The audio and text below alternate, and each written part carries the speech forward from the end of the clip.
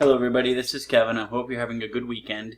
As I was grading these essays, I noticed that there's a lot of mistakes, a lot of errors people aren't following through with. I have a lot of people who aren't passing. So what I wanted to do is I want to take Kenya's paper and I'm going to talk about it as I go through it. If you noticed in the announcement that I sent, I also put a copy of the paper so you can read the essay here or read the essay first and then go through this video so you'll have a better understanding of the points I'm going to make. So first of all, the heading, it's perfect, it's double spaced, it's not triple spaced. Then she double spaced here, the value of unpaid internships. First of all, the title is great, it's clear, it's concise, and what's this paper about? Unpaid internships. So she has included those two words, unpaid and internship, into the title. Next, here is the unpaid internship a new form of exploitation of the companies? I like the way she's starting with a question. She's getting my attention here. Today exists. Now today there exist a lot of companies. So this was a fragment. So she got docked over here in language skills. So she fell into the B category.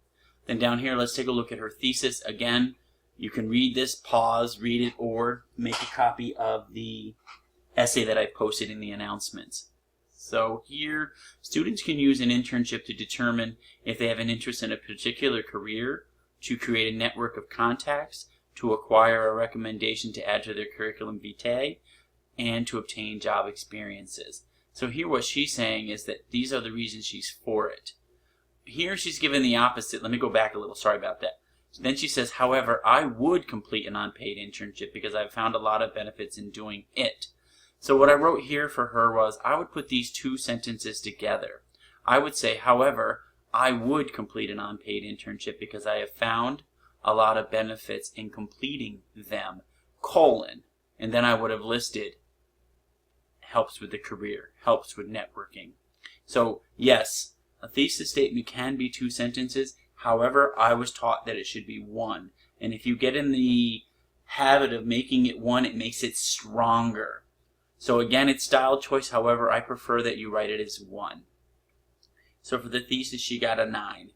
Here, one of the main benefits to unpaid internship is how interns can determine if they're interested in the environment work of their careers. What she's saying is get the hands-on experience there because you might start working somewhere and not even like it and say, you know what, I'm glad I did this unpaid internship because this is not for me. And if you notice here, her first point she made in her thesis, have an interest in a particular career. Determine if you have an interest in that particular career.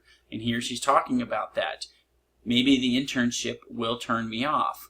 And then here she gives her example. And then I love math. We know that math should not be capitalized. It's just a common. And then here, I thought this was really good. She had a great topic sentence, great support, and the closing. She had a nice closing sentence. And notice that she didn't use we or you anywhere in here. Next, another important benefit to do an unpaid internship is the contacts and recommendation letters. Notice back up here in her thesis. Contacts and recommendation letter. And then she goes on and talks about that. And again, I told her at first I thought this was too short, this paragraph. But she supported it well. And I still think she could have added a little more. Here, in the article No Pay, notice that she's using ICE. She introduced the article, she gives the author's name, and then she cites it. And then notice that the period isn't before the quotation. It's at the end of the in-text citation. So your reader knows that you're stopped and you're going to continue. Job experience is another important benefit. If you look at the thesis, she's following it well. Awesome, great support. Then here she goes on. Here I took a point off. Let me see something here. Excuse me. Even though all of those benefits that unpaid internships have, that should be have, some students who depend on the economic aspect can be affected by unpaid internships. So what she's saying is here, yes, this is her opposing view.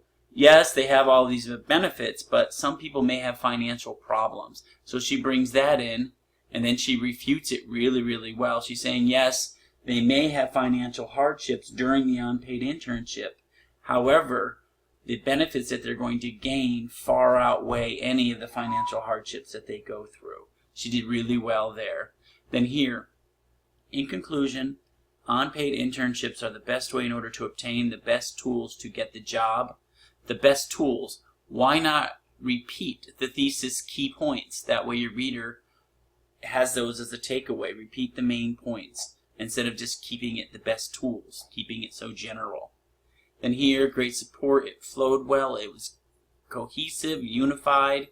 Her works cited, great. Author, the title, AOL, where it came from, and then she gave the URLs. This is 8th edition, and it's really well done. So over here, her intro was a 9. Supporting details, I gave her 65. I thought she did really well. Yes, the one body paragraph I thought was a little short, but overall she did well. Language skills, I gave her a 17. She had a fragment. Some students are having 4 or 5 critical errors, and then I stop grading, and then you're getting a 0 for this part. There should be no errors in an essay that you take home. Edit, edit, edit. Her conclusion was great, although I wish she would have restated the main issue, the main points of the thesis again. So she got a 96. I did take one off because she did not put a period after par, so she ended up getting a 95. Watch this video as much as you want. I mean, she did really well.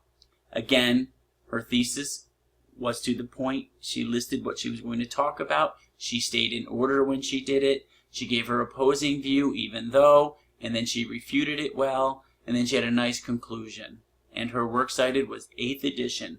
And again, I'm finding students who are having mistakes with MLA. There should be no mistakes with MLA because you just have to follow the format. Look on EasyBib, look on OWL Purdue. Okay, everybody, if you have any questions, email me or text me. I'll see you on Monday. Take care.